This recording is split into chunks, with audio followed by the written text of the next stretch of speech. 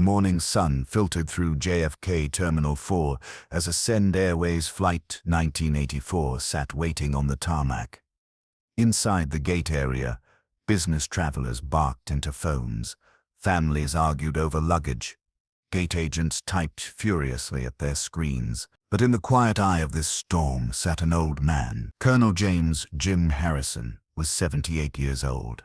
His face was a roadmap of experience, deep lines carved around his eyes from squinting at distant horizons, a scar above his left eyebrow from shrapnel in Da Nang, and a jawline that still held military firmness despite the softness of age. He wore an old Air Force bomber jacket, the leather cracked and faded to olive green, the sheepskin collar worn smooth.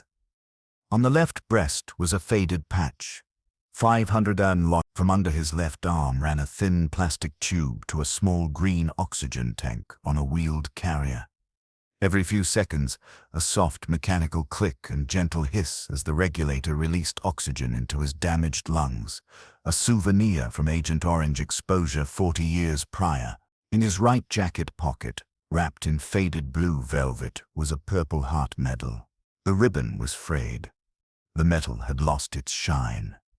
But it was real, earned, paid for in blood on a ridge outside Khe Sanh when Jim was 24 and thought he'd live forever. Now, at 78, he just wanted to make it to London without trouble. The gate agent called for first-class boarding. Jim stood slowly, his knees popping audibly, and made his way down the jet bridge, oxygen cartwheels clicking rhythmically. When he stepped into the aircraft, the atmosphere changed. The first-class cabin was a sanctuary of wealth-fresh Lavazza coffee, leather seats, designer perfumes, massive pod-style recliners in cream leather, each with a 24-inch screen and privacy door. Jim found seat 1A. Front row, window. He'd paid $4,200 using his pension savings. A splurge, but it was his 55th wedding anniversary, and his late wife Margaret had always wanted him to fly like the officers do, just once. She'd passed 2 years ago, but he'd made her a promise. He stowed his small duffel bag. Inside were clothes, medication bottles, and a framed photo of Margaret from 1965. He secured his oxygen tank and lowered himself in. The leather sighed beneath him. For 5 beautiful seconds, he was just a passenger. Not a veteran, not a widower, not old. Just Jim. "Excuse me, sir." The voice shattered the moment like glass. Brittany Pierce was 29 years old and had been flying for Ascend Airways for exactly 7 years. She tracked her seniority religiously. It was her shield, her weapon, her identity. She was tall, posture perfect from years of ballet. Her blonde hair pulled into a tight regulation bun. Makeup flawless, uniform immaculate navy blazer, pressed sharp, white blouse, pristine silk scarf positioned possessively right. Name tag in gold, Brittany Pierce, senior flight attendant, and beneath that, a tiny pin. 7-year service award. Brittany took pride in her work. She wasn't just a flight attendant, she was a gatekeeper. First class was about maintaining standards, an experience. And right now, that standard was being violated. She looked at Jim and saw everything her training had taught her to flag. Worn clothing, medical equipment, trembling hands, the smell of old fabric. He looked fragile, out of place, wrong. "Yes, ma'am." Jim's voice was hoarse from years of damaged lungs. Brittany's smile was professional and empty. "Sir, I think there's been a mistake. This is first class. Economy is toward the back, through the curtain past row 18. I'd be happy to help you find." "No mistake." Jim pulled out his boarding pass. Slightly crumpled, printed from home. He held it out. Brittany took it, her French-tipped nails contrasting against the cheap paper. "Passenger, Harrison, James, seat, class, first." It was legitimate, but her brain couldn't reconcile it with the man before her. "Sir, I see you have a pass for 1A. However, you're traveling with medical equipment." She gestured delicately at the oxygen tank. "First-class passengers typically don't require assistance devices. For your comfort and the needs of our other guests, I think you'd be more comfortable closer to the lavatories where our staff can monitor you. Jim looked at her for a long moment. His blue eyes held sad recognition. He'd seen this look before. Ma'am, I'm not sick. I'm old. There's a difference. And this seat, I paid $4,200 for it. It's mine. Sir, I understand you paid for a seat. This seat, Jim interrupted, voice hardening. The cabin was filling. A businessman in 2B glanced up from his Financial Times, annoyed. In 2C, a woman paused mid-sip of champagne, watching. And in 1B, an older woman with silver hair, Dr. Michelle Carter, set down her medical journal and paid attention. Brittany felt watching eyes. She was losing control. Sir, let me be direct. We have protocols. When a passenger presents with obvious medical needs, we have a responsibility to ensure appropriate seating. That's not discrimination. That's safety. Safety, Jim repeated bitterly. You think I'm a safety risk? I think you'd be more comfortable. You think I don't belong here. The words hung in the air. Brittany's smile cracked. Her jaw tightened. In 7 years, she'd handled drunk billionaires and entitled celebrities, but she'd never been directly challenged like this. Sir, I'm asking one more time. Move voluntarily to a more appropriate seat, or I call the captain. This plane doesn't move until this is resolved. Your choice. Jim smiled. Not happy. Sad. Ma'am, in 1969 I was shot down over Quang Province. Spent 6 days in the jungle with a broken leg while the NVA searched for me. You what kept me going? Knowing I'd come home to a country where I'd be treated with dignity. Where my service would mean something. He paused. Guess I was wrong about that last part. Dr. Michelle Carter stood abruptly. Excuse me. I'm a physician and a first-class passenger. This man has a valid ticket. He's not disturbing anyone. What exactly is the problem? Brittany whipped around. Ma'am, this doesn't concern. It concerns every person on this aircraft, Michelle said firmly. You're discriminating based on age and medical status. That's not protocol. That's prejudice. The businessman in 2B cleared his throat. She's right. The gentleman has a ticket. Leave him alone. Brittany's face flushed red. Foams were coming out. This was becoming a viral nightmare. Everyone remain calm, Brittany said loudly. I'm getting the captain. Sir, don't move. She marched toward the cockpit. Jim sat quietly, hands folded. The trembling had stopped. He felt strangely calm. Dr. Carter leaned across the aisle. Are you really a veteran? Jim nodded. Air Force. Fighter pilot. Thank you for your service. Thank you for speaking up. 5 minutes later, the cockpit door opened. Captain Mark Davis stepped out, a 35 years old, clean-cut, 4 gold stripes on his shoulders, professional neutrality on his face. Brittany stood beside him, arms crossed, face flushed. Davis walked to row 1. Sir, I'm Captain Davis. May I see your boarding pass? Jim handed it over silently. Davis examined it. His eyes caught the name Harrison James.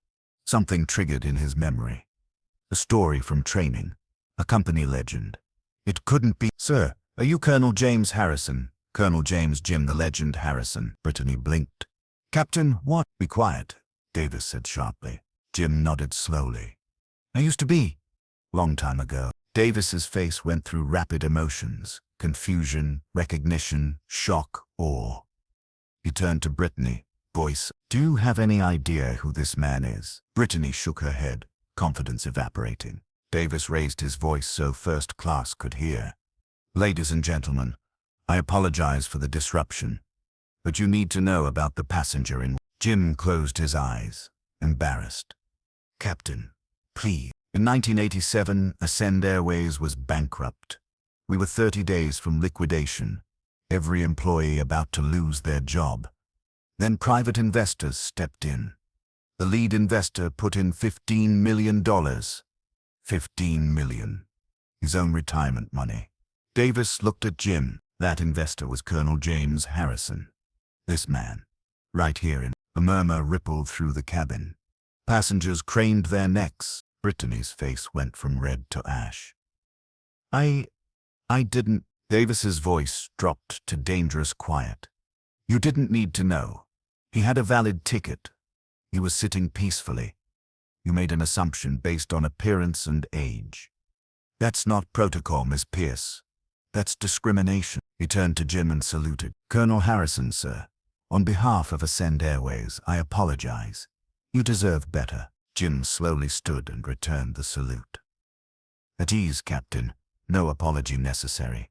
Just fly us safely. Yes, sir. Davis lowered his hand, then turned to Brittany. Cockpit. Now, inside the cockpit, Davis turned on her with fury. Do you understand what you almost did? That man saved 8,000 jobs. He's got a 30% equity stake still on the books. And you tried to kick him out because he's old and needs oxygen. I didn't know. You didn't care to know. You saw an old man who didn't fit your idea of first class, and you decided he didn't belong. That's the ugliest prejudice there is. Tears streamed down Brittany's face. What happens now? When we land, you meet with HR. This goes in your file, and honestly, I'll be surprised if you keep your job. The flight to London was 7 hours.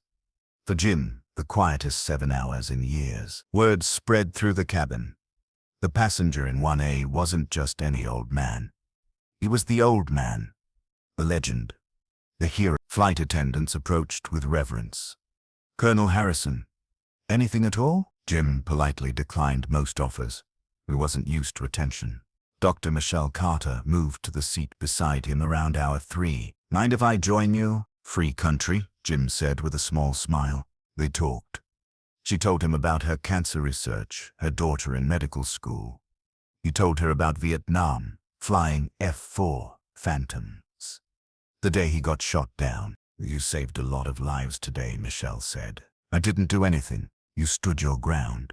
You didn't back down when someone tried to diminish you. That's a lesson everyone needed to see. Jim looked out at endless clouds. I'm tired of being invisible. Not because I want attention. But when you're old, people stop seeing you as a person. You become a problem to manage. An inconvenience. Not anymore, Michelle said. Not after today. When the plane landed at Heathrow, Jim gathered his things slowly. His body ached despite the comfortable seat. As he shuffled toward the exit, every passenger in first class stood and applauded. Jim's eyes welled. He nodded, embarrassed, and kept moving. At the gate stood a man Jim hadn't seen in 30 years. Richard Morgan. 62, silver-haired, expensive suit. Eyes red from crying. Uncle Jim, Richard said, voice breaking. Richie, Jim replied, using the childhood nickname. They embraced. Full hug. Richard's father, Thomas, had founded Ascend Airways. He and Jim flew together in Korea. When Thomas died in 1986, Richard inherited a dying company. Jim stepped in to honor his friend. I'm so sorry, Richard whispered. What happened on that plane? Unforgivable. It's forgiven, Jim said. But Richie, we need to talk about culture. That girl isn't the disease. She's a symptom. Richard nodded. Come with me. They walked to a private lounge conference room. Inside sat 8 people. The board of directors. Richard gestured to the head of the table.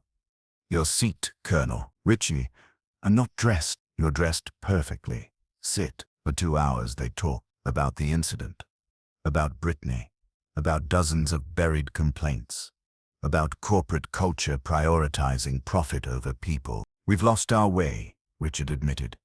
My father built this on values, service, dignity, respect for every passenger. We forgot that. A stern board member named Patricia spoke up. One flight attendant's mistake doesn't indicate systemic failure. It wasn't one mistake, Jim said quietly. All eyes turned. It was one visible mistake. How many invisible ones happened before? How many elderly moved because they didn't fit the image? How many disabled passengers made to feel like burdens? Silence. Miss Pierce isn't bad. She's a product of a bad system. Fire her. Feel better for a week. Fix the system. Actually change something. Richard leaned forward. What do you suggest? Don't fire her. Suspend her. Real training, empathy, unconscious bias. Let her meet people she judged. If she genuinely changes, bring her back. Not as attendant. As trainer. You want her to train staff? Patricia asked, incredulous. I want the person who learned from discrimination to teach others not to make the same mistake. The board voted unanimously in favor. 6 months later, Ascend Airways Training Academy, Queens. 40 new recruits sat in a classroom. At the front stood Brittany Pierce. She looked different. Hair softer now, loose ponytail, less makeup. Eyes warm with genuine humility. New name tag, Brittany Pierce. Diversity and inclusion trainer. On screen behind her, Jim's photo in the bomber jacket. This man changed my life, she began. Colonel James Harrison. 6 months ago, I tried to remove him from first class. I saw an old man with medical equipment and decided he didn't belong. I didn't see a war hero, company savior, human being who'd earned his seat with dignity. Pause. Breath. I was suspended. No pay. Thought my career was over. But Colonel Harrison forgave me. More, he fought for me. He convinced the board to give me a second chance. He said, she's not bad, she's a product of a bad system. Fix the system. Voice cracking slightly. So they fixed it. And me. 3 months intensive training. Met passengers I'd discriminated against. Listened to their stories. Learned what it feels like to be judged, dismissed, made invisible. She looked at students. Now I'm here to make sure you don't make my mistake. Because prejudice isn't always loud. Sometimes it's quiet. A polite suggestion to move. A smile that doesn't reach your eyes. Hand up and back. Did you see him again? Brittany smiled. Real. Every month. I personally greet him. Thank him. What does he say? Just do better, Brittany. That's all any of us can do. That afternoon, JFK Terminal 4, Jim in first class line for flight 1984. Same jacket, same oxygen tank, same seat. Gate agent smiled. Colonel Harrison. 1A is ready, sir. As Jim walked the jet bridge, quick footsteps behind. Colonel Harrison. Brittany jogged toward him, out of breath, glowing. Thought you'd be at the academy. I was. Just wanted to see you before boarding. Finished my first class. Told them our story. Our story, Jim corrected gently. Our story, she agreed. Thank you. For the 1000th time. Jim pulled something from his pocket. Blue velvet wrapping. Inside, Purple Heart medal. Ribbon frayed. Metal dull. I want you to have this. Colonel, I can't. I earned 2. 1 in 69, 1 in 71. Keep this. Not because you earned it. Because I want you to remember what it represents. What? Pain that leads to growth. Wounds that heal into wisdom. The cost of learning what matters. Brittany's eyes filled. She clutched it. Forever. Now let me board before they leave without me. Jim stepped into the cabin. New attendant Brittany's graduate greeted him warmly. Colonel Harrison, welcome. 1A is ready. Help with your tank. I've got it, thanks. He settled in. Dr. Michelle Carter in 1B again. Fancy meeting you, Colonel. Dr. Carter. How's research? Promising. Breakthrough by spring. How's retirement? Jim thought. 6 months ago, lonely, quiet, empty. Now, purposeful. I'm on the board. Advising.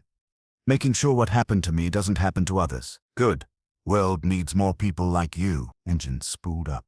Familiar whine. Vibration through seat, through bone. Captain's voice. Ladies and gentlemen, Captain Davis. Welcome aboard Flight 1984 to Heathrow. Then Davis added, we're honored to have Colonel James Harrison flying today. Colonel, thank you for your service. Entire cabin applauded. Jim closed eyes. Embarrassed but grateful. Plane taxied, turned, paused. Engines roared full throttle. 200,000 pounds accelerated. Faster, faster. Wheels lifted. Earth fell away. Jim looked at the shrinking world. Somewhere down there, Brittany teaching. Richard changing culture. Michelle curing disease. Margaret watching from wherever she was. Proud. Jim pulled out his remaining Purple Heart.